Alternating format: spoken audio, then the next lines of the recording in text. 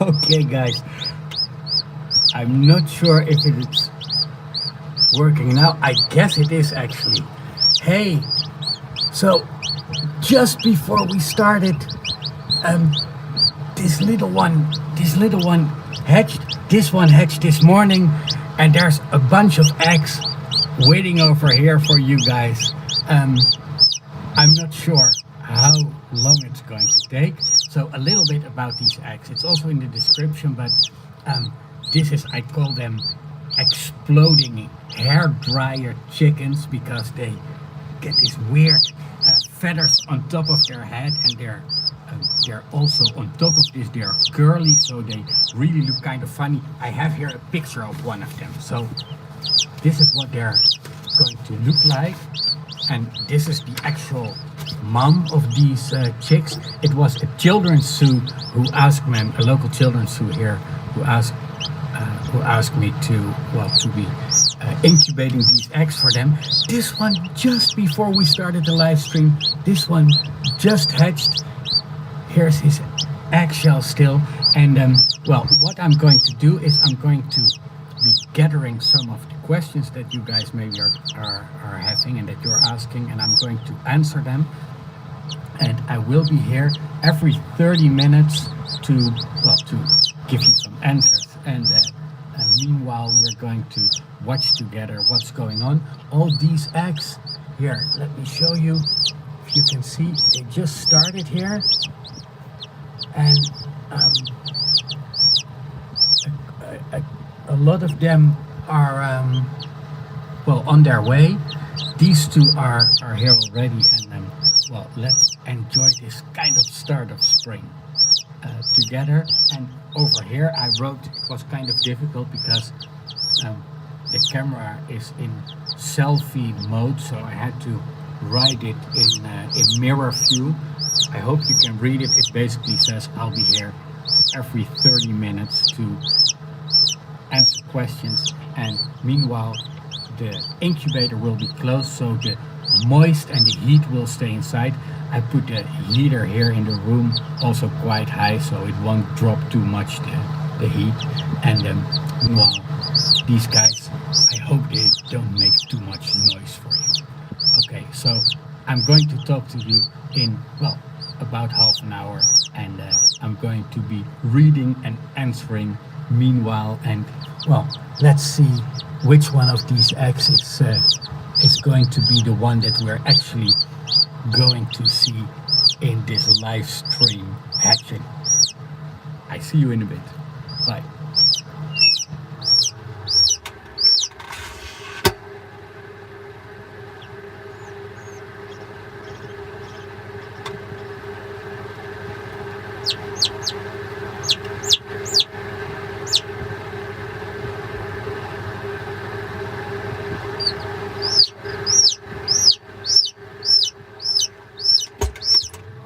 Hold on, you little guy.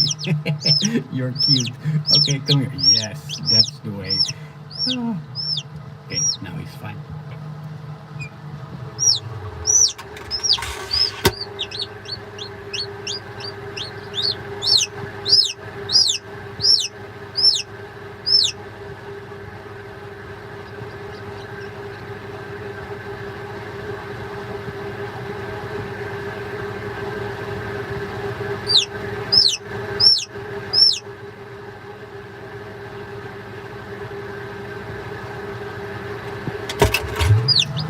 Okay, that's actually funny.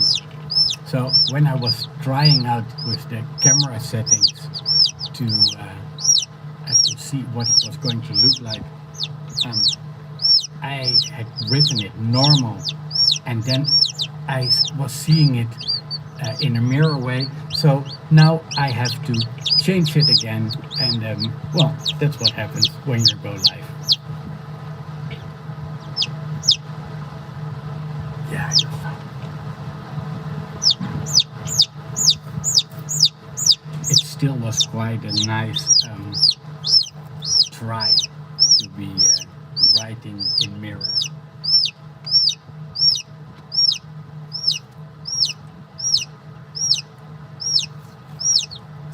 Okay.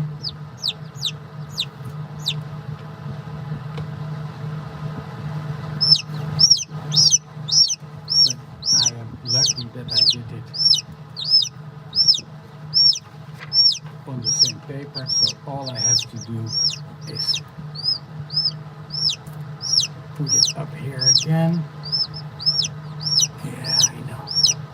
You're sweet. Okay, I need to get me some more tape.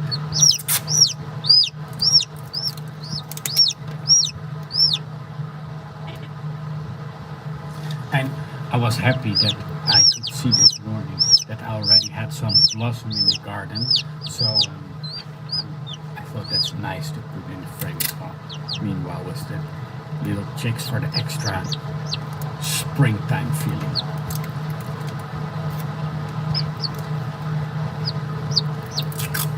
Okay, so still I'm so while I'm sitting here, I can't really see the comments, so I have my brother here. He's so sweet, we're doing this together.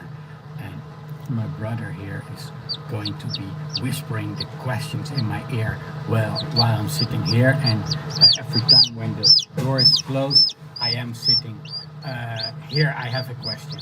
How did you come up with the name A Chick Called Albert? Ha! That's quite funny actually. So the first time that I started the channel, I had this little quail that was born from an egg from a supermarket. And over here in the Netherlands we have this supermarket called Albert Heijn. So it was not very original. I had to come up within a day because somehow the news was picked up and everyone said, okay, you need to come up with a name for an English channel because these newspapers from Great Britain were asking me, oh, come on, put on a video on a channel, and we want to broadcast this. So I had to come up with a name. This supermarket was called Albert Heijn, so I named the chick Albert. Not very original, I know, but well. And then it went so quickly that I never got to changing the name, and it became a household name for many people. So I thought, well, just leave it. It's a funny story anyway, so let's keep it at that. So I hope now the paper is right and everything.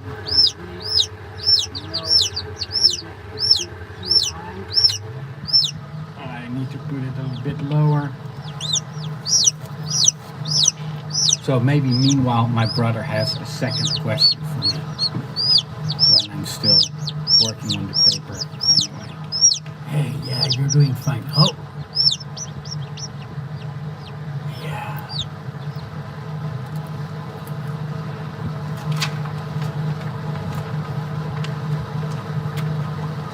So just a little bit lower. My brother is writing a new question on paper that he's going to present to me. Oh, he'll whisper it to me. Yeah. So,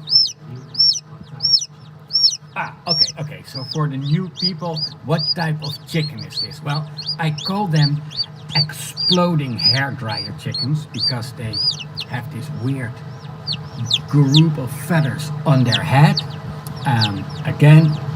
The local children they think they're very funny as well, and they asked me if I could get my hands on some of these eggs and incubate them for them. So that's what I did. 2 already hatched.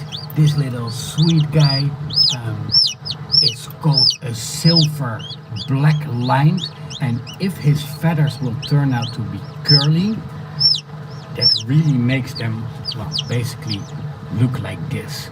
And well, I think they're very funny as well, so maybe 1 or 2 can join the feathered family over here. So another check if the paper is okay.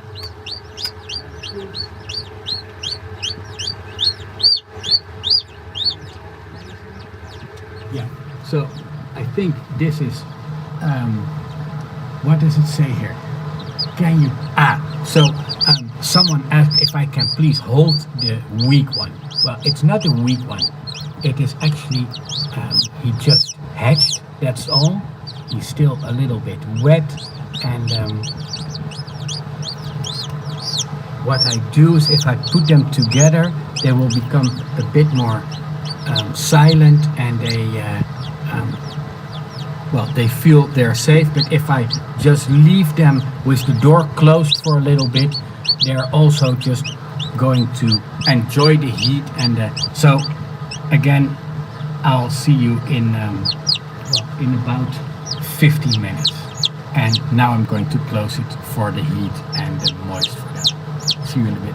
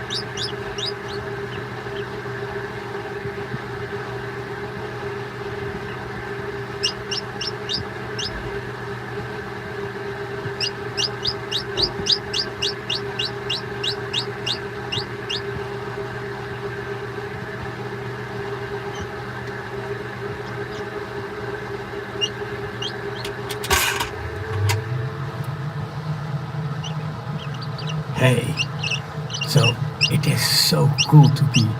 Wait, let me put on a light. Yeah.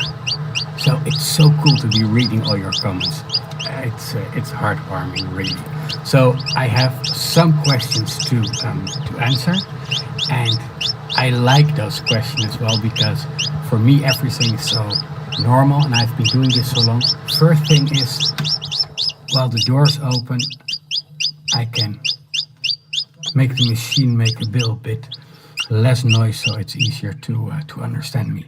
So these two are making noise, and I could keep them with me, and then they become really silent. But I actually prefer them to be here and to be making a bit noise, because, like some of you have asked, can the chicks that are now inside the eggs, can they hear the other chicks? So yes, they can, and that's an important part for me. So meanwhile, people also ask me for Albert II to be here, and he's now enjoying the eggshells. I'll show her in a bit. Anyway, so these chickens, yes, the chicks inside can hear them, because here's what a chicken does. A chicken can't just lay 16 eggs at a time, right? So a chicken lays one egg, then she buries the egg under some straws. She comes back the second day, she turns the first egg, and she lays a second egg. The next day a third egg, and so on, till she somehow feels this is the amount of eggs that I would like to incubate. And meanwhile, all these eggs have been cold. So they have been cold for maybe 2 weeks, the period that the eggs were laid. And now when the hen thinks, yeah, this is the right number, she will sit on them, and at the same time all the eggs heat up for the first time. And that's actually when the incubating starts. Now, for the hen, because these little chicks are not like the pink naked ones. These are ones that are supposed to be immediately following the mom. So for the chicken, it is convenient or important even that all the eggs hatch more or less at the same time. Now, the hen started incubating them at the same moment, but also for the little chicks inside, if they can hear the sound of the little chicks that already hatched, they know, hey, I have to make sure that I am quick, and I have to make sure that I'm going to get out of the egg as soon as I can. Now, what I did is I wanted to make sure that the eggs were going to be in a live stream. So I put a couple of eggs in the incubator, then I waited for some hours, put some more, I waited for some hours, put some more. So these are the first two that now hatched, and the other ones, they get their message, hey, you're supposed to be going to get out of your egg. So I'm not sure which one's going to be the first. My money is on this one, I guess, looking at it. And how long this will take, well, to be honest, I'm not really sure. So once the chick has made a little opening like this, it will take anything between maybe 10 to even 30 hours before they are out of their egg. But what we will see later in the live stream is that one of the eggs will start its round. So what they have to do is they have this opening in the egg, then they turn themselves in the egg. I'm fascinated by this. They're all curled up, and somehow they manage to turn a little bit, and make with their little beak, make a second hole and a third hole and a fourth one, and so on, till they go all the way around. And then once they're kind of like two once there are kind of like two parts, because of all the little holes they made, they can push, and then, well, the egg opens and the little chick can come out. So that's what we're waiting for.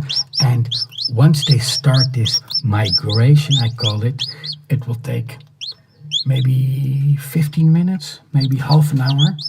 And so far, well, not one of them has started to do this. So, well, I'm not really sure how long it's going to take. And all I can do is watch and trust nature. So we'll have to do that together, I guess. Now, one more question there was is, when did I start?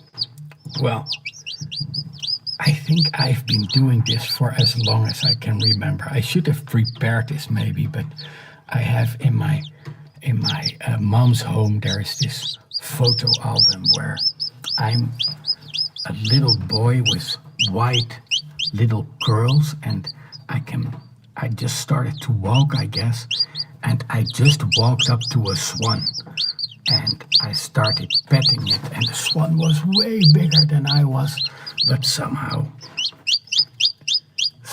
that's what does it for me. So I've been always been attracted to little animals and to birds often, but actually all kinds of animals. So that's what I've always been doing, and I think I was about maybe 8 when I had the first abandoned little duckling, and well, I've been doing this ever since. So I've been doing it for quite some time now, and my first incubator was only when I was like 20, and then the first serious one, that's the one that's now that's this one actually. I only got that like maybe 6 years ago. So well, that's when I started. And then there was this question, if we can please see Albert II. And yeah, like some of you have already mentioned it, I really thought it was Albert II. And I had checked this at its bottom, and I was quite sure that I was right, and that it was a male. But I will show this in a short to you. So here's a little bit of a scoop. Albert II just recently had an egg. And well, Alberts don't lay eggs. That's only what, well, Albertas do, I guess. So here's my sweet little Alberta. I don't really, although she's very sweet, I don't really trust her with the little chicks, because they have very nice black shiny eyes, and I don't want her to examine if she can take a bite from it. So I'm going to keep her a little bit away.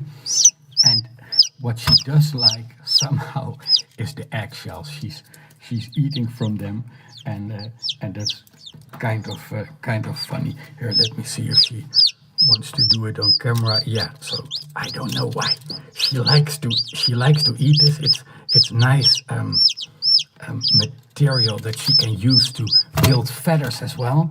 So yes, here it is.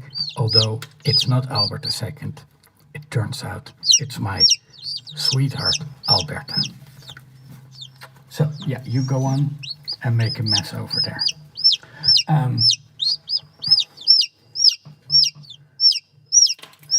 Okay, so someone asked if I can make the holes bigger instead of just waiting for them. No, I can't, and here is why.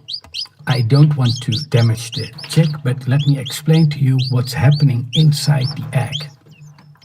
So the eggs are, the chick inside needs to, just like you and me, they need to breathe oxygen.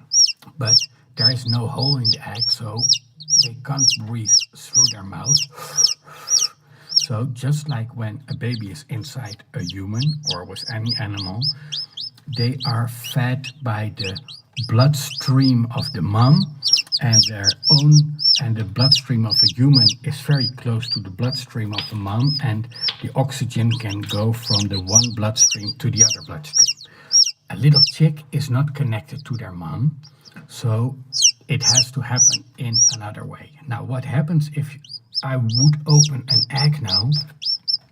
There is still a whole mesh, I guess, a whole network of veins surrounding the chick, all close to the edge of the egg. Let me take the egg here. Here you can see the remains, maybe inside the egg.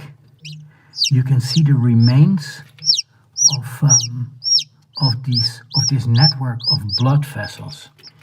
And what happens is once the chick has made this little hole,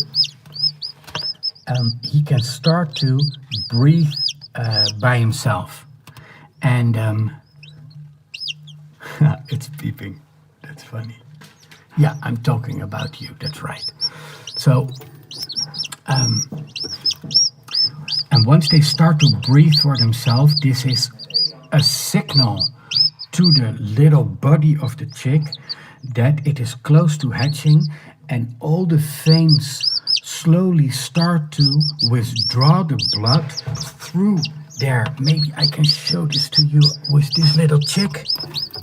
So if I can show you here, it has an actual belly button just like you and me, and all the blood will go through this belly button into the body of the little chicken. And well, that's how all the system kind of turns around to breathing instead of diffusion through the egg shell. And well, it's a bit a long story, but that's why I can't help them, because if I start to help them right now, I will cause a bleeding. It might cause the chick to actually bleed out, and we don't want that, of course. So I have to wait, and the chick knows when he's ready, and then he'll start to migrate and make the opening bigger. So you two, please keep on peeping and keep on talking to your siblings and saying, hey, get out of the egg, because people are waiting. So that's it for now, and I hope to see you in, 15 minutes or so. Bye.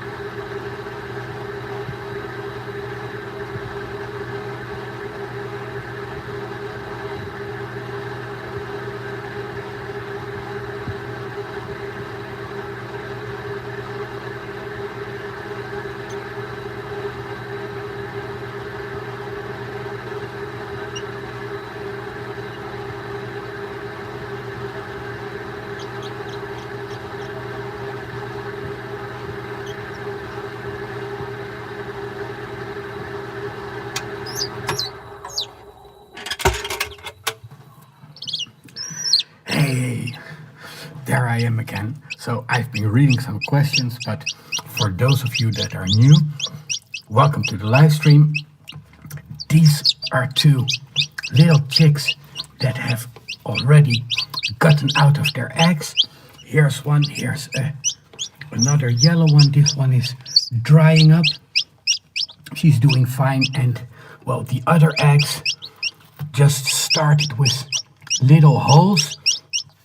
I like to call them exploding hairdryer chicken, because this is their mom. This is what they will be going to look like. A local children's who has asked me to incubate these eggs for them. So that's what we're doing. These eggs over here will be the first to hatch, and well, it will take some more time. I'm not sure how much more time. Now, one of the questions that I got is, how long will it take for the chicks to dry? Now, this one, as you can see, is much more dry than this one. And the difference between the two of them, you can see this one can stand on its feet and he's strong. This one is out of its egg, I think maybe 5 hours now, and this one only 1 hour. This one over here, so that's a bit the difference. And then someone asked also, how long will it take for their first meal? Well, that's quite interesting. Like I just explained in the time I was on before, is the chicks have this whole network of blood vessels surrounding them. Before they hatch, all the blood goes through their belly button, but something else goes into their belly button as well. What many people don't know is that it's actually not the egg yellow that will become the chick, it is the egg white. Now, what happens is in the egg white, the whole chick will develop, and all the way at the end, so maybe for these eggs that will hatch tomorrow, the yolk is still outside their body, and just before they are born, together with all the blood that was surrounding them, that goes through the belly button, and also the egg yolk goes inside. And as you can see here, it has a bit of a fat belly, so to say, but what's in here actually is the egg yolk. And the yolk that is now inside the chick is the food for the first, let's say, 24 to 48 hours. So they will maybe try to eat little things because it's their instinct to just be pecking at things. But when they really need food, that will only be like 48 hours from now. So that's it again for now. Let's see if my brother... Aha! Someone asks, so it's my brother sitting there over there at the computer, and he is making these big letters on the screen so I can read it from here. One of the questions is, how long do they keep their egg tooth? Now, this is a question from someone who already knows at least a little bit about chicks. So, birds have an egg tooth. And an egg tooth is a kind of a weird thing, and I'll try if I can show it to you. So they have a beak, obviously. That's kind of what makes them birds almost. All birds have beaks. And this beak is kind of strong, but it's not really strong enough to pinch through the eggshell. So what nature did is she developed a very hard, very strong, maybe like your teeth. That's also why it's called an egg tooth. It's a very strong material, and it is a little sharp, pointy object right at the front of their beak. I will take here the oldest one, and I will hold it still, and maybe I think it's too close. Um, if I put it too close to the camera, it's not sharp anymore. But over here, there is a tiny sharp object, and that's called the egg tooth.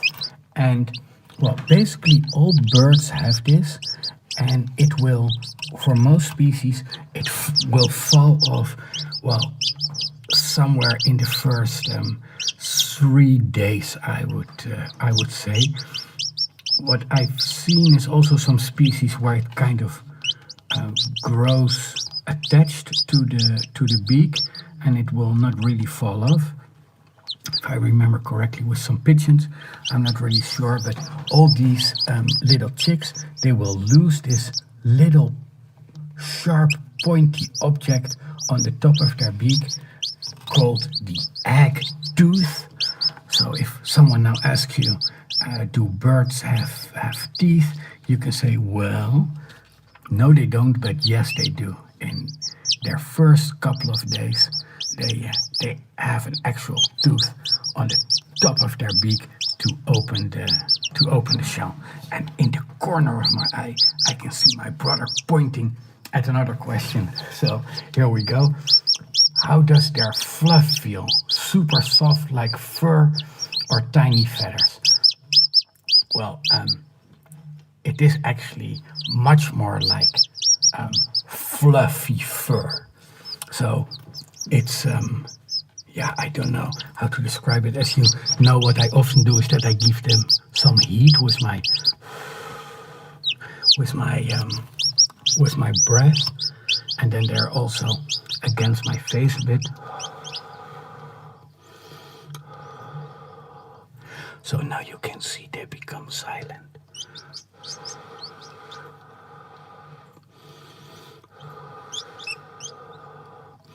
So that's what I usually do when the chicks hatched and they're not, they don't need to stimulate their brothers and sisters to come out of the egg.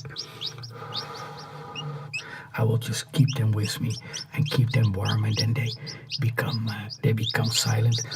But again, right now, I actually want them to be making this beeping noise and stimulate their brothers and sisters. There's not so much development as I can see.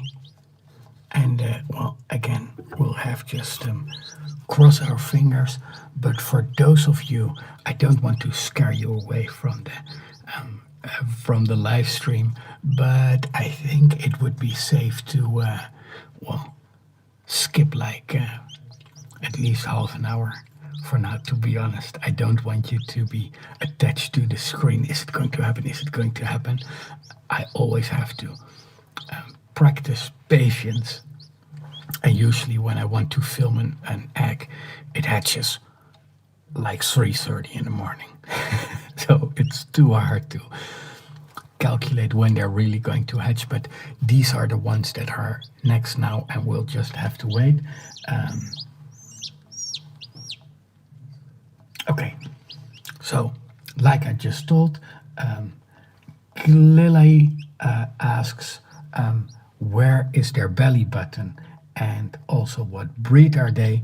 So to wrap it up for this round, this is the breed. It's called a Padua. It is in Dutch, and it's Paduan in English, I believe. It's also called Polish, although in the Netherlands they're called Nederlandse baardkuifhoen, and Nederlands means from the Netherlands, but apparently they're Polish. So they're known to be Polish all over the world, but in the Netherlands they say they're Dutch. Don't know why.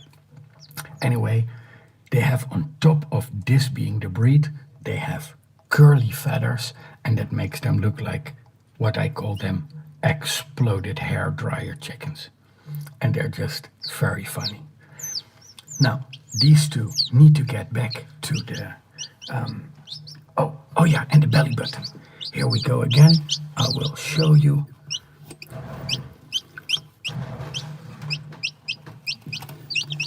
over here. This is where the belly button is. Here's his little bump. This is where the belly button is, and inside here, if I can feel here the little yolk being inside its belly. Now, you two here have a good sleep, make some noise, and so.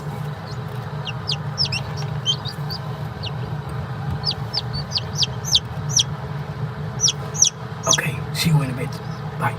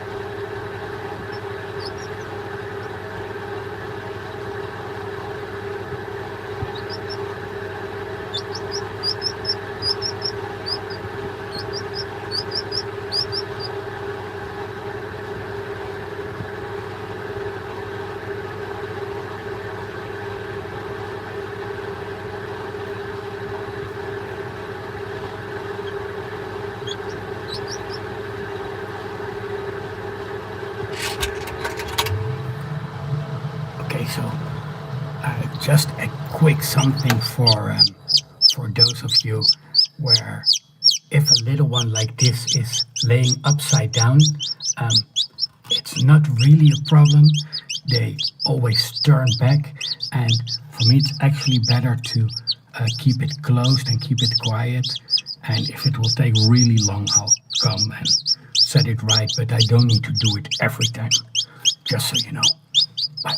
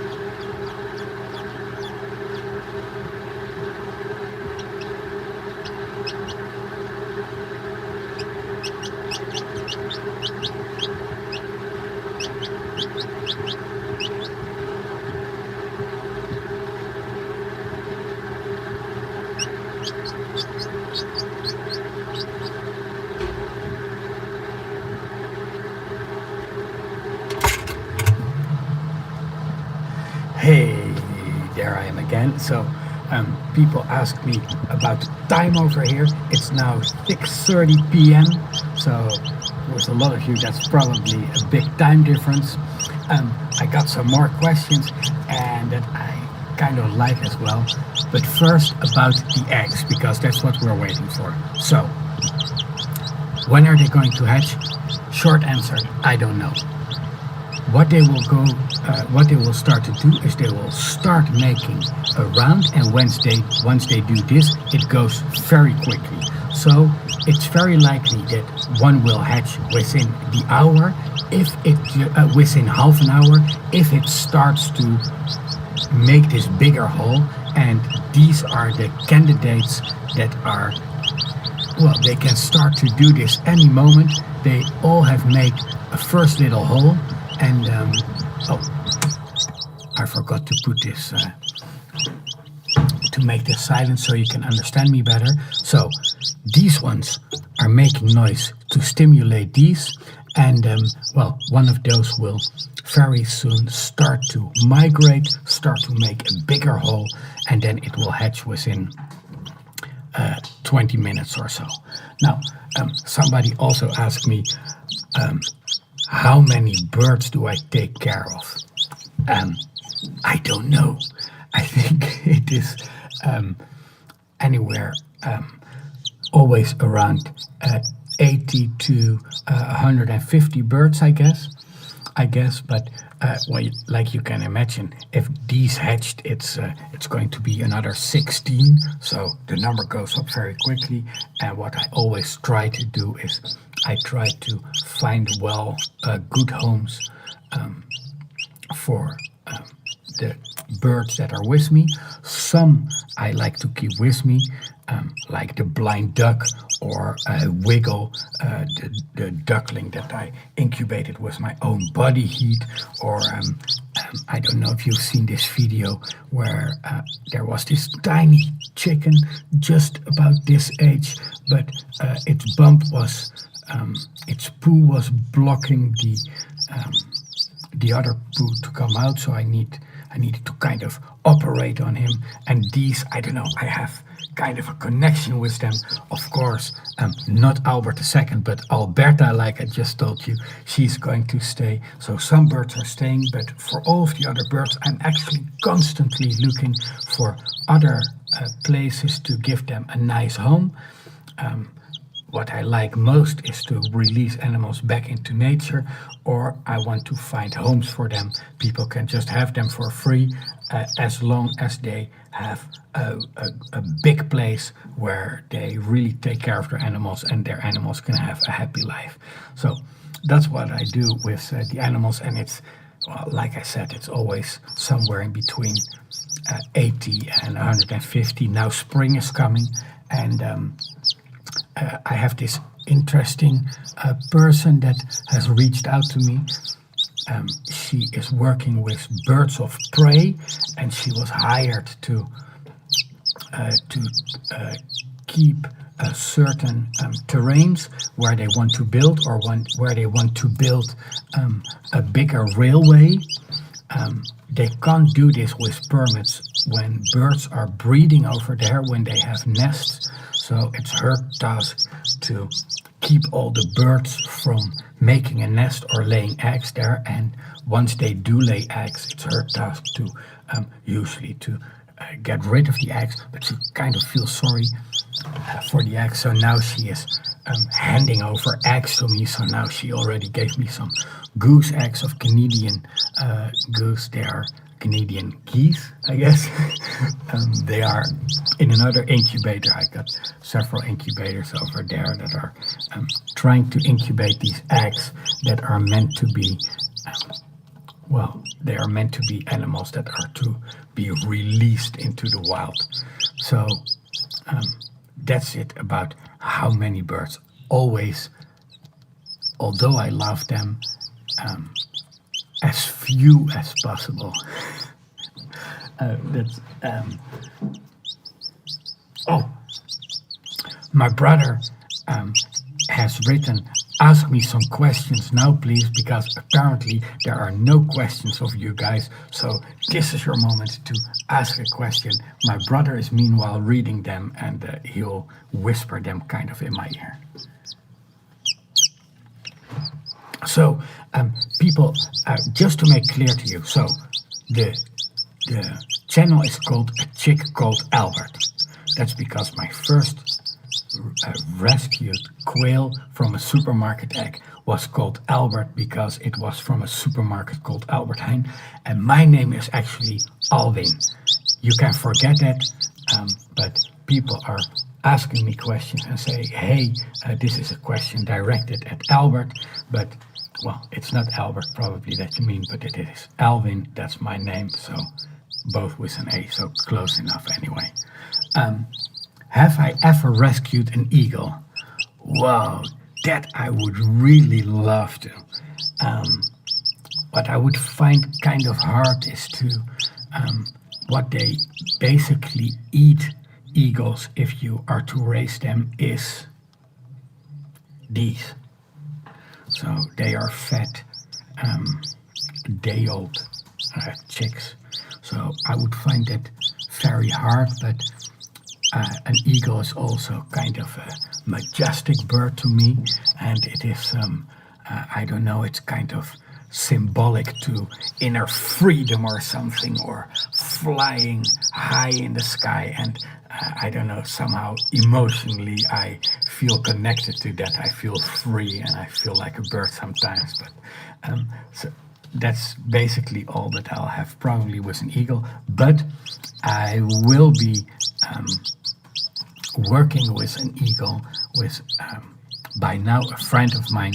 He's got an eagle that is that has been replaced and replaced and replaced because it's a female that's just too wild, and he asked me if I wanted to come and visit because he's trying to get her tame enough to be working with her, but well, I prefer actually birds always to be free, so we'll see how that meeting will go, and well, we'll see.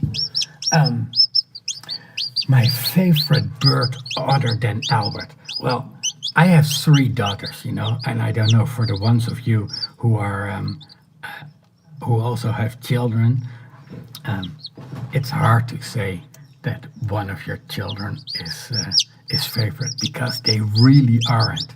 So there are some birds that are a bit more tame, and I like them because there's more interaction, and I like the interaction part. So there's one small black chicken that I'm quite fond of, but it's also the Nandus that are walking outside. They're so cool, and I have this geese that looks like your old aunt with a rounded beak, and she looks like she's always in a bad temper, but she's actually so sweet. So it's 2 things, the animals that really come to me and seek attention and seek connection. That's the ones I really like, and usually that's also maybe in young birds. I can't say my favorite, but what I really like is the geese eggs that are now in the incubator that are supposed to be hatching at Easter. So there, maybe we'll do a live stream then as well, but then it will be geese and some ducklings. But what's so funny about the geese is that they really come over and start a conversation. And I don't know, I kind of like that, where they really come up to you and talk. Now, to round up this part, this little one just did something kind of funny. He was all the way over there, and then he started walking over here. So my brother made a funny joke, and he said, haha, moonwalk, and then someone suggested to call him Michael. Well, I think it's funny, so Michael it is. This one is by now, hereby it's called Michael. So Michael, please make some noise and say hee hee and make your siblings hatch. Oh, that's going good. So the temperature they need during incubation is about 100 degrees Fahrenheit or 37.5 about in Celsius. So in the small room that I'm in now, it's quite hot, so it doesn't cool too much, and well, that's all right for now. But that's also why I close up the incubator every time, so the heat and the moist will stay here. And well, basically, based on my 40 years of incubating baby chicks and baby ducks, this is actually the way to do it, and it's working quite well. So I can see this one is making some extra holes, so maybe this one is has the biggest chance for now to be the one that we can see hatch together. So I will put this one in the front, and let's see how far we go.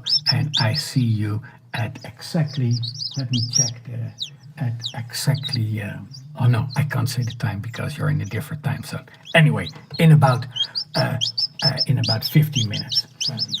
In about 20 minutes, my brother corrected me. Okay, see you in a bit.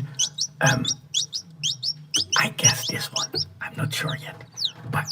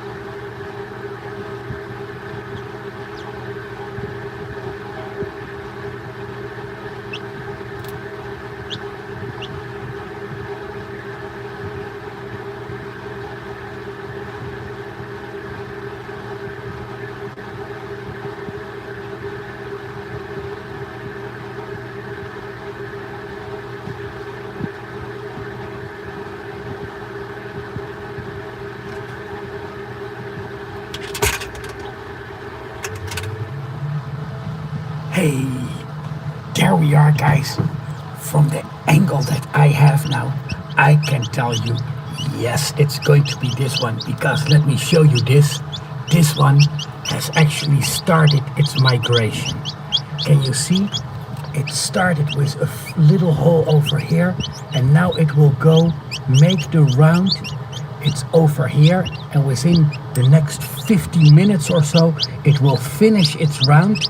And so this is the one that we're going to watch, and this is the one that we will see a live hatch, you and I together, and I'm very much looking forward to it. So you need to move a little bit aside, because otherwise the people can't see it.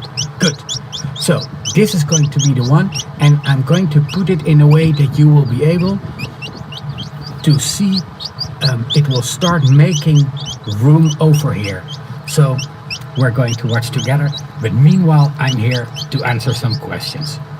So, do these ones need medicine or vaccinations? Well, yes and no. What I'm going to give them is a vaccination, because there's an illness called Marek's disease, and basically by giving them a vaccination within the first 48 hours, it will prevent them from getting this disease. And when chicks get this disease, it's always in the first couple of months of their life, maximum the first year. And it is, I like to trust nature, but I've seen chicks that get this disease, and it is so heartbreaking, because they get paralyzed and they still look at you with helpless eyes saying, please, please help me, please help me. And once they get this disease, hey, yes, you help your little, no, but don't hurt him. So you see, it's starting to make its round over here, and the next little hole will be just under this dark spot, and you can't peek on his beak, that's too hurtful for him. Okay, so can I hear them chirping in the eggs? Wait, let me, again, I forgot to make the sound go away. So this makes it easier. I will try to, if you can hear them chirping in the egg, and I'll do that by taking this one away and taking this one away. So let's see.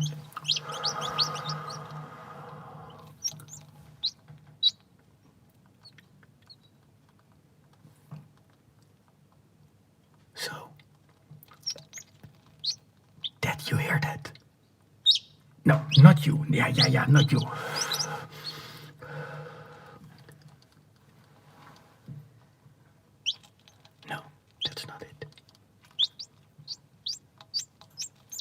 That's this one that you hear. So yes, there's your proof. You can actually hear them in the egg. When is it necessary to give them a helping hand? Well, basically never. They need to be strong. They need to be doing this with them for themselves, and only if there's something wrong, they need help. So what sometimes happens is that a chick, you have the pointy side of the egg and the round side of the egg. Sometimes, so this is the right place where they should open the egg. Sometimes the chick is upside down in the egg, like the quail I hatched from a supermarket egg just the last video. So Alberta, she hatched actually from the wrong side of the egg, and then they need a little help.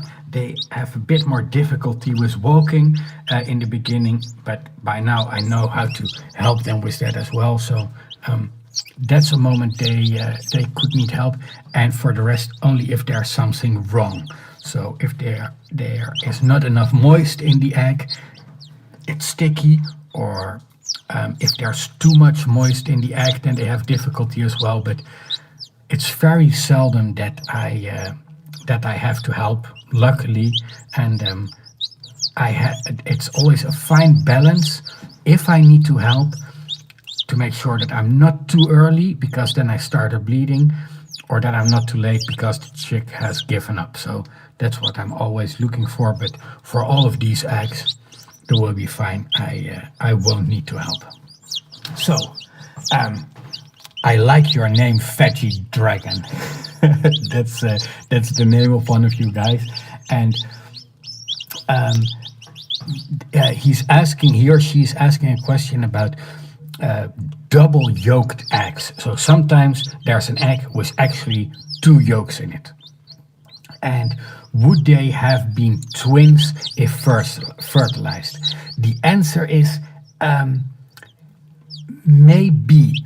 So yes, it happens very seldomly, but the chance for the two chicks to completely develop and be able to get out of the egg, that would be the hard part. So if they are fertilized, you would probably need a skilled incubator with a lot of experience, who's able to actually help them get out of the egg at the right time. So how's this little one doing? Yeah, he's doing great. Just like I said, he's migrating and he's making his way. So hatching egg closer to the camera. Okay, I will try so, but there is a point where it's not, where it's just not sharp anymore. So this is the egg. Is it still sharp over here? I'm asking my brother. Not really, huh? A little bit back. A little bit back. A little bit behind. Yeah, that's too much. Yeah. Ah, yes, he's speaking. Yeah, like this is good, huh? So I can put it down now.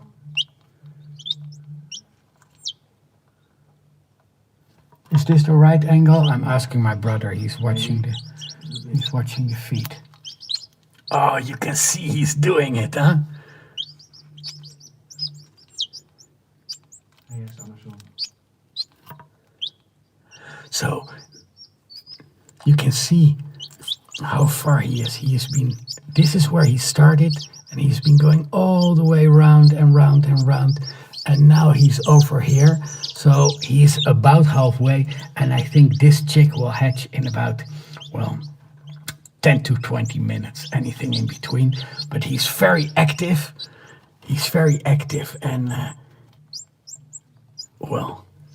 let's see how he's progressing. Okay, so 3 more questions for now. Someone asked me, Elian, what was the name again? Okay, Ali Hamza, you asked me a question about a ringnet parrot female that is not feeding her chicks, what you should do. Please write me an email with the details. Maybe I can see some footage. It's just write me at chickcalledalbert@gmail.com and I'll get back to you. So that's for the ringneck. Someone asked how are the budgies doing. They're doing pretty good. Sometimes there's just people bringing me 15 budgies at a time, and I'm constantly trying to find places. So if you're in the Netherlands and you have a big aviary where you can give them a good room, please just let me know. And the birds that are coming in that are I can't find a word. So sometimes people want to sell them, but they don't find a seller or something, and they basically get dumped over here. And I'll make sure that they find a right home. So if you're in the Netherlands and you're watching this and you have a big aviary, there's always little birds that need home. So that's what I'm always looking for. The reaction when Albert II laid an egg is another question. Man, that was weird because so I was actually a little bit hoping that it was a female, maybe because Albert was a male, and I don't know. I often really like female animals, and I had been checking. So basically, at its bottom, because quails are so very active and fertile, I had checked, and I was actually quite convinced that it was a male, and I had not paid attention to the colors of the feathers, and I had seen it so many times, and I was really quite sure. And do you hear this?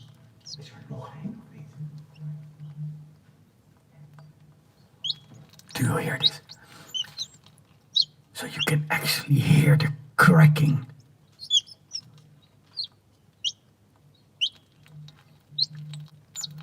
Yeah, you hear the cracking of the, wait, I don't know. On what side is the microphone, Elian? Or On the front. is it where the camera is as well? Someone is mentioning it also. Okay, so if I just put it here, maybe you can hear it.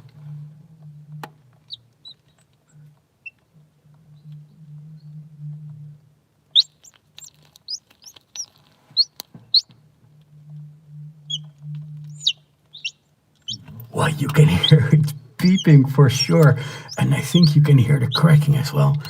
He's doing very fine, and this is definitely the one that we'll see getting out of its egg. So the other ones, I can hear them. They're all just fine. So you can see they have just little openings. This one is a little bit further.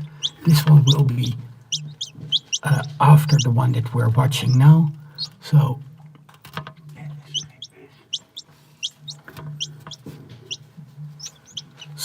this is the. These are the ones that will be next. These are the ones that will probably hatch late this night. I'm going to put the heat back on. Elian, is there another question? De ene met die pen lijkt een crack, maar het is een pen. Okay. Links. So the person who is who I got them from, he has been writing on them and what color it was and if they will be curly or not. So that's the some marks of the pen that you can see. Sommige mensen denken dat dat ook Yeah. Yeah, so that's not hatching marks. That's actually just being written on it, as you can see here. You see, that's just some pen, and this is a little dot. And this one, yes, you can do it, little friend. So he will be. This will be the one, and to stimulate, I will put these two ones. Yeah, come on, go and make some noise and help your little sibling get out. So, see you in a bit. So that will be in, I guess, 20 minutes. But I think we won't make the 20 minutes because that one will be hatching before that. So, enjoy.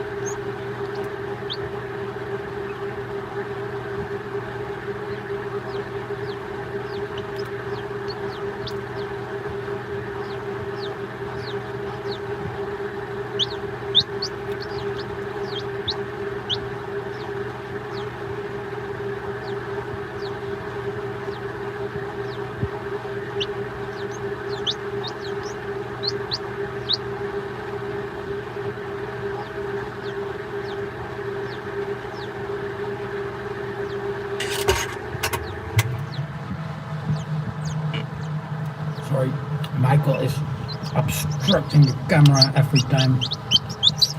So I'll put him here.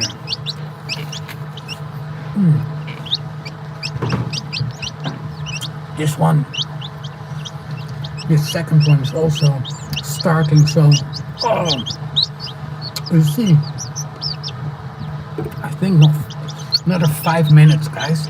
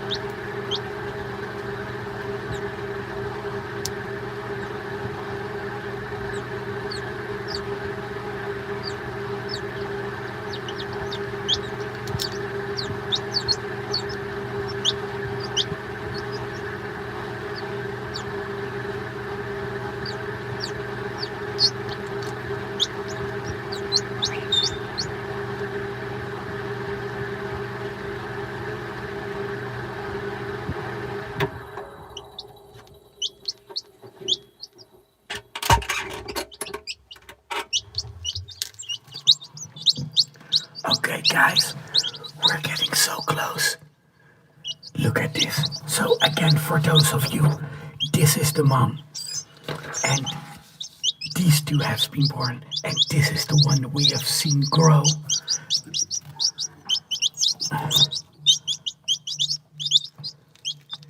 Here he goes. Here she comes. Yeah, I can hear you, buddy. Yeah, I can hear you, buddy. Yes. I know.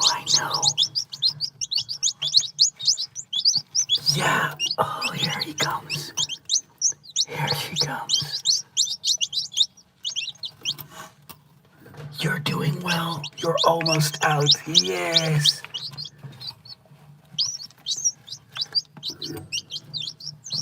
So, here she is. Hello, world.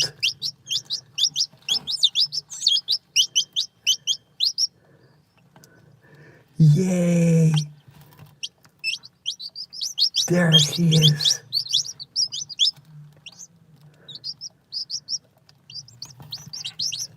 A quick check with her belly button. Yes, her belly button is loose. Here you can see.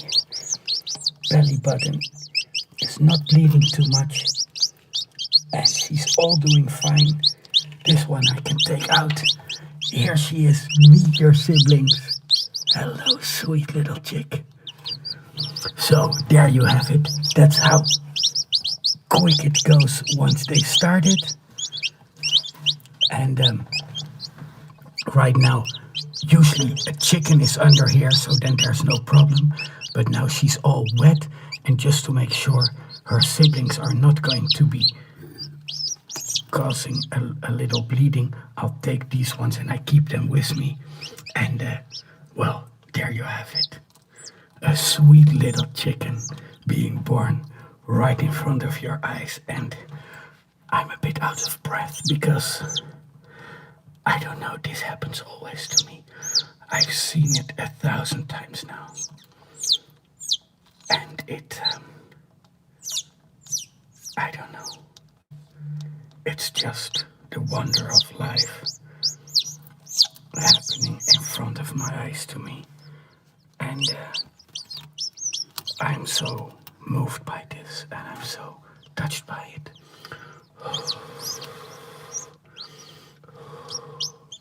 Hello, sweet little one. Yeah, there you are.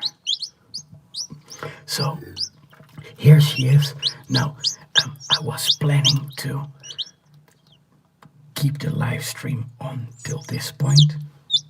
I'll just close the door and I'll give it some more time because this one is also really going rather quickly. This will be out in, well, I think another 10 to 15 minutes. And since, what? Okay, so meanwhile there are some questions. This one needs to be really warm right now because she is wet. The way I best do this now is I put it together with the other chicks in my hand, and for now we will see this one progress, and meanwhile I'm going to answer a couple of questions. So you've seen it, I keep them in my hand right now so they are warm and safe and they feel cozy, and she can dry a little bit, so then it's not so cold for her. And I'll answer some more questions. Okay, so what inspired me to make this channel, and how many birds and animals have I saved in my lifetime? Well, what I hope is that I have inspired other people to be taking care of animals and saving animals. So the biggest saves is actually the people that I inspired, I hope. And for you watching, I hope you develop this eye and this heart of taking care, and that you do the same. And I know there are so many just like me out there that are also friends of this channel. And well, I feel connected to you, and I'm kind of proud that on behalf of you, I am able to be sharing this with the world. So how many have I saved? I don't know. At least hundreds and possibly thousands of them. And well, that's what I hope to continue doing. And what inspired me to make this channel, well, it wasn't so much inspired to make a YouTube channel and become a YouTuber. I've been doing this ever since I was a little boy. And I would always yell at my mom or my dad when we were driving in the car, and I would say, "Stop the car!" When I would say, when I would see a little animal beside the road, and I would just jump out and try to take care of them. And wherever we were, I was always looking around for animals in need. And that's what I've always been doing. And then, well, some 30 years later, this thing called YouTube came around, and just because I love doing this so much, and it really kind of made me emotional, being able to see what happens when you save an animal and you're able to feel this connection and you're able to release it back into nature. What you feel right then, and those of you who have been sharing this experience with me, you know how special this is, and it is something that you become hooked to right after the first time, because well, it just gives so much joy to be able to become a part of nature and release an animal back into nature. That just fills me with gratitude, and it makes the nature in me connect to the nature out there, and that gives me a lot of joy. So that's basically, I've always been doing this, and what I feel inspiring is to be able to awaken this in other people as well, just by showing them the wonder that it is. And well, that's what I hope. So I wasn't planning on making a YouTube channel. I was planning on sharing this with people. And okay, so by now, what is so really cool is that I'm able to live from this channel. So what's important to me, I wouldn't be able to do it without the people that are on Patreon, and I wouldn't be able to do it without the people that are on YouTube members, that are just basically donating a little money every month to enable me to be spending all my time on, well, saving as many animals as I can. Meanwhile, I'm trying to build this animal sanctuary. And what I also find an important part of my job is, well, show things like this to make people see what it actually is, and well, awaken this spark in them about well, the beauty of nature and the beauty of every individual animal. So the hardest to rescue yet. There are so many that I wasn't able to rescue, and that's actually the hardest. And then I am surprised, I guess, how attached I become within hours to an animal. I don't know if you remember this little piglet that I had about a year ago. That yeah. That is sad when I'm really trying to do anything and they don't make it. There are certain bird diseases that are very hard to, once they have this disease, basically you can either put them down or give them a last time where they feel safe and they can pass away. Where they can pass away, I don't know how to say, where they feel safe. So that's hard. And yeah, there are the tiny birds that are so hard to get to adulthood, because I really need to be there every 15 minutes for as long as it is daylight, because with mom birds they won't feed often when it's nighttime because they can't find food, so the bird is kind of programmed for a night period to I feed them only once or twice, and then during the day I need to be there in the beginning every 15 minutes, and I really can't skip a meal because then they will just die. So yeah, that's really hard. And well, the hardest save yet, not a single one comes to mind. It is where what I really enjoy is where my knowledge and intuition and expertise on how to treat these eggs when there's a little one with a problem. This one's going so fast. Yeah, you can do it. Where all my knowledge comes together and where I can feel that I made a difference, and that by helping an animal, I really know that without my help, they would not have made it. That really feels great. And well, the hardest is actually when they don't make it. So I hope that answers your question. How has been your day and how are okay, so my day has been great. Thank you for asking. The lambs are doing great. They're out on the field.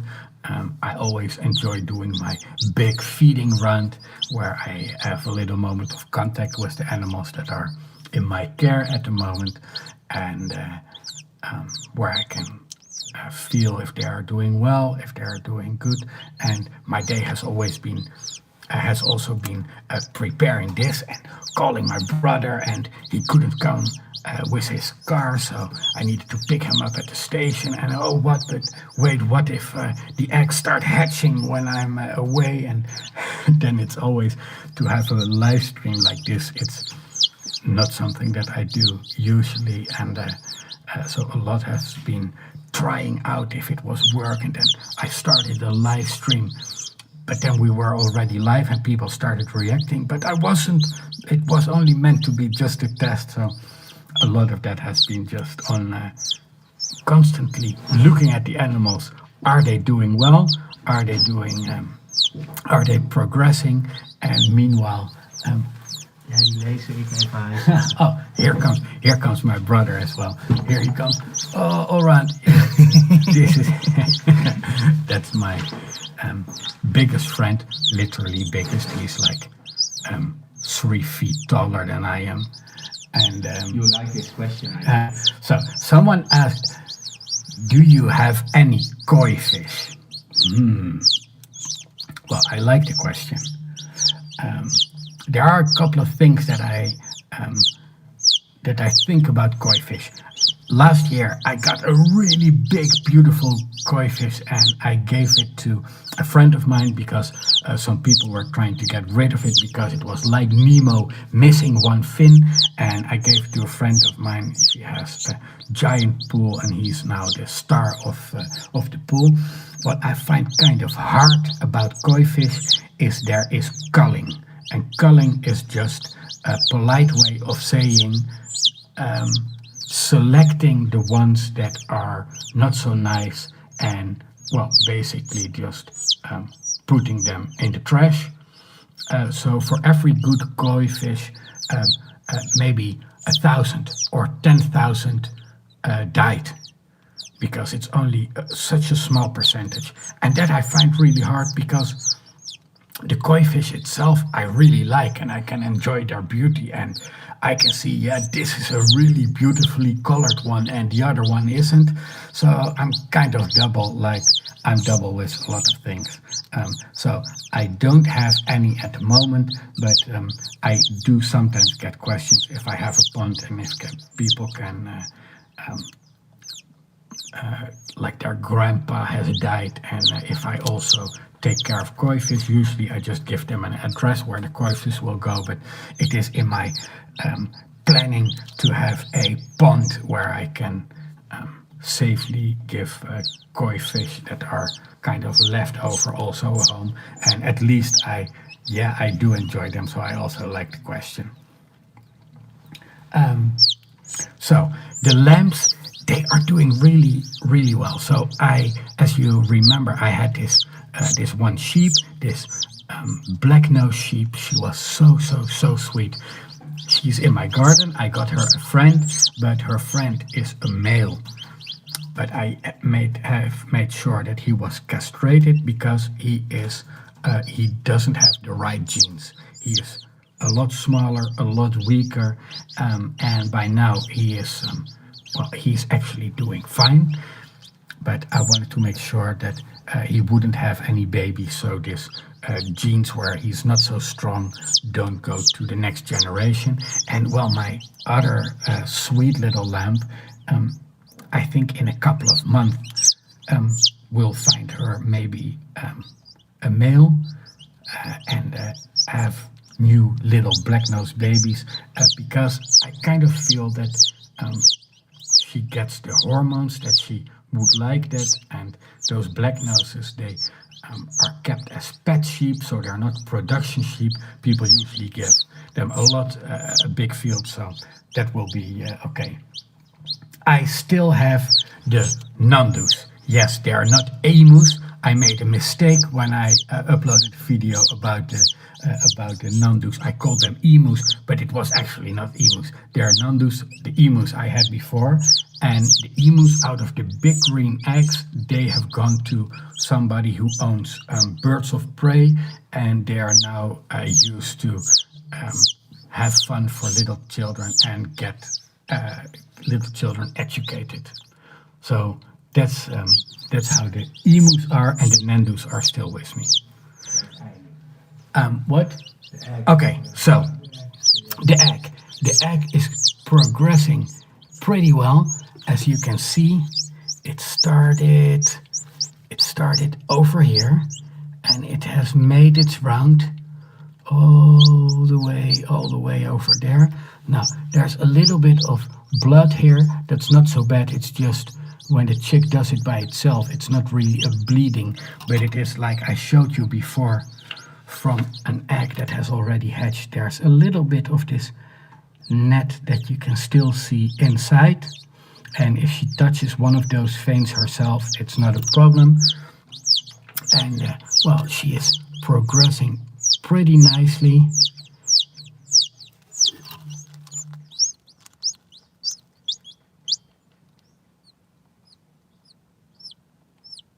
You can hear her, right? Yeah, I know. I know, you're almost there. Yeah, that's so sweet. So I'm going to close the door for a little bit. Within minutes, this one is going to hatch, and when she actually hatches, I'll open the door again and I'll see you. So for now, here are the other chicks that are now like a little ball of chicks. I'm going to put them right here. Yeah, guys, you keep each other company. I'll put on the machine. Here we go. And I'll see you in a bit when your sibling hatches. Okay, bye.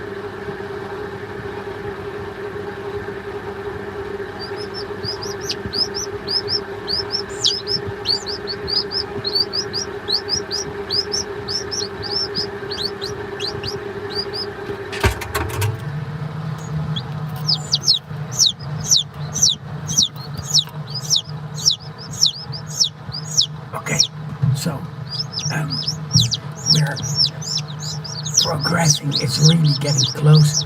Meanwhile, what I was seeing is this is a bit a yellow one, and this is more a cream one. So this is actually a different color. So it's three different colors so far. This color, I don't know, and well, we're going to see. It is so close. Yeah, it's actually happening, guys. You can see it's almost made its whole round.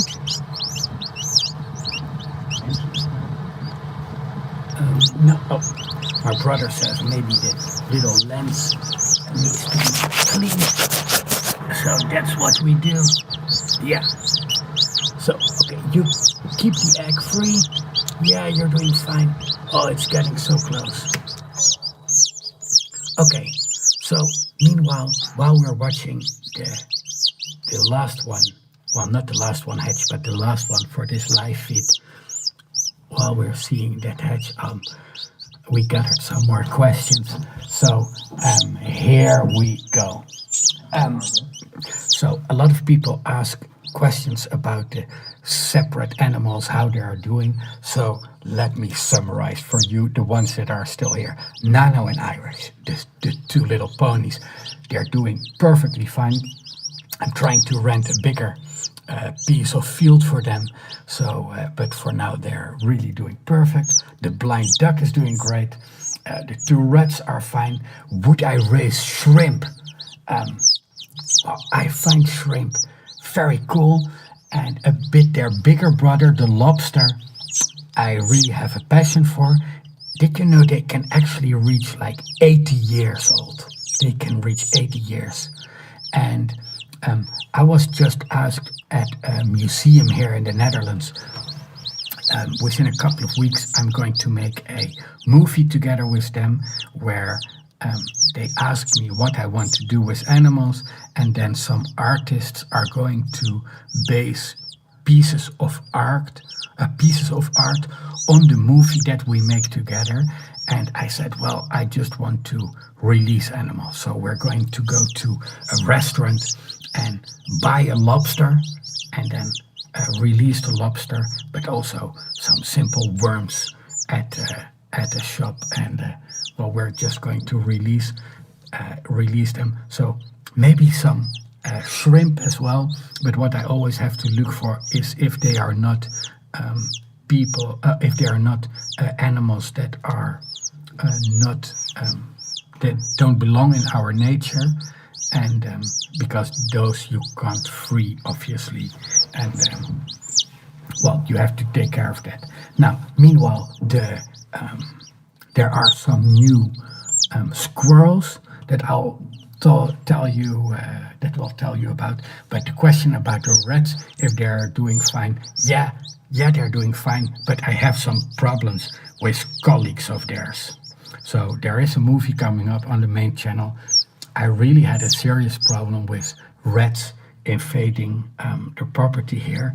At a certain point, I think there were like maybe 20 or 30 rats that I could just see out of my window. And that's a problem, obviously, because what I never knew is that they cause a serious threat for birds.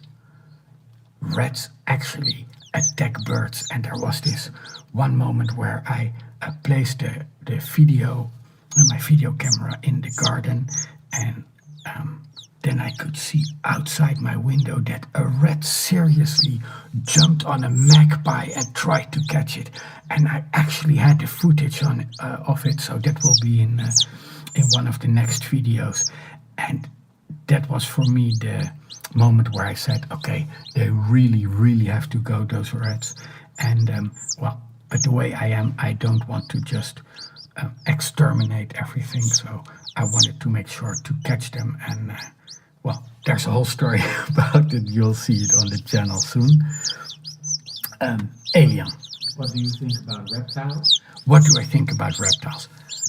I think reptiles are, for me personally, a bit harder to connect to. They seem a bit more primitive and not so talkative, and they have a lower petting feel to it. But I do find them fascinating and beautiful and perfectly fitting for their surrounding.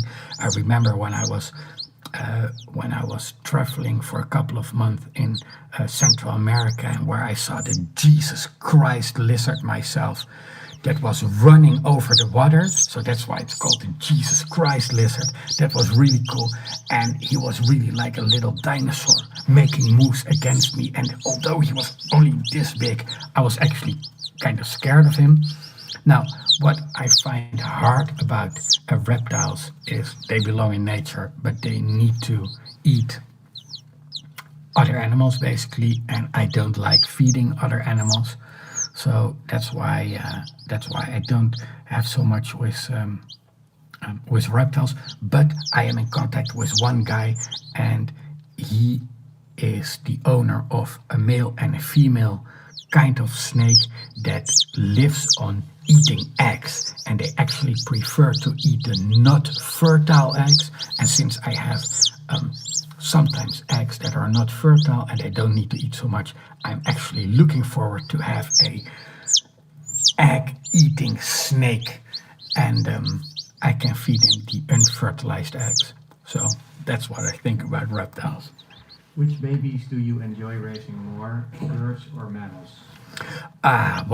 What babies do I enjoy more, raising birds or raising mammals? What babies do I enjoy more? I don't know. I enjoy the contact. So if it is a species or an individual that is able to really make contact, I don't know. I also like people more that I can really bond to. So, for me, it's kind of weird that I am right now talking to you, but I only know this in my head. What I actually see is a camera that I'm talking to. And for me, that's a bit weird, and that's a bit out of connection. So, yeah, I am meanwhile reading your comments. But it's not a real talk. But this here is real. It is so close. So I'm going to stop talking now, and let's just enjoy this together. Yeah. Hello, there you go.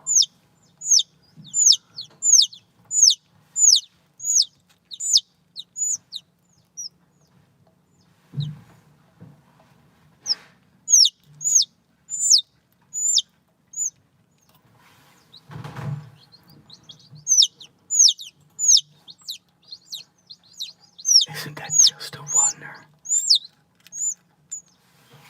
It was just fluids a couple of weeks ago. And only with heating it in the right way, here it is. The start of life. Yeah. Hello, little one. There you are.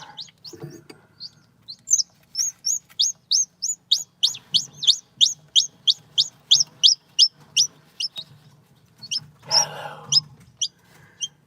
There you are, little friend. Okay. this one is called Oreo. I don't know why this is what my brother typed me that I should say. His name is Oreo. It's probably based on some comments of you. Yeah. Yeah.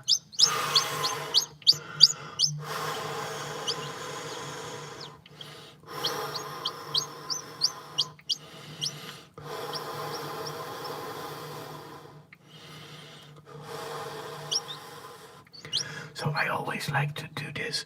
I give them heat and I give them also the feeling of touch. So that's how they feel safe.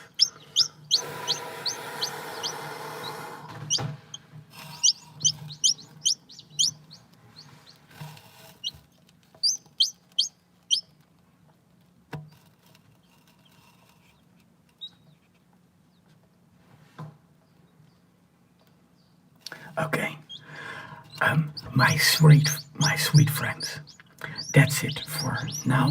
I will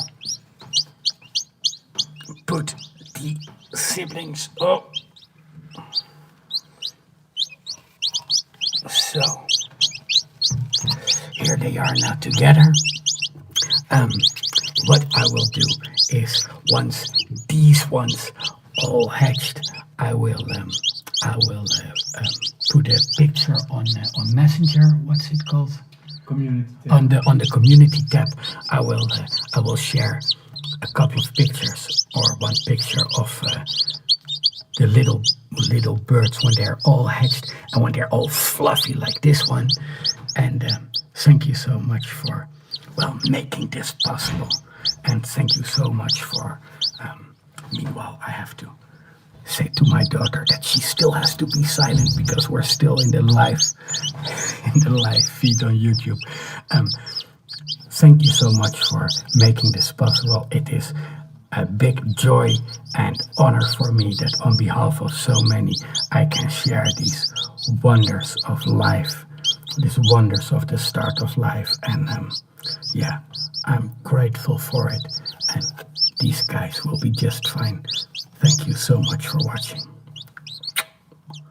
I love you guys. Bye.